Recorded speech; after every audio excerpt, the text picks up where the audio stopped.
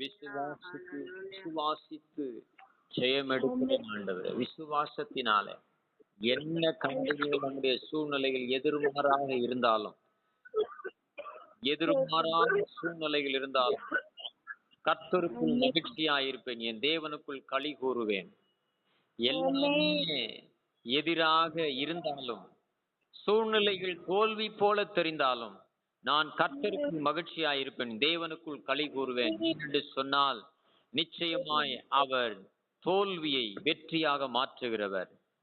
இழந்ததை நிச்சயமாக இரட்டிப்பாய் இரட்டிப்பாய் இரட்டிப்பாய் திரும்ப தருகிற சர்வ வல்லமையுள்ள தேவன் நம்மோடு இருக்கிறார்.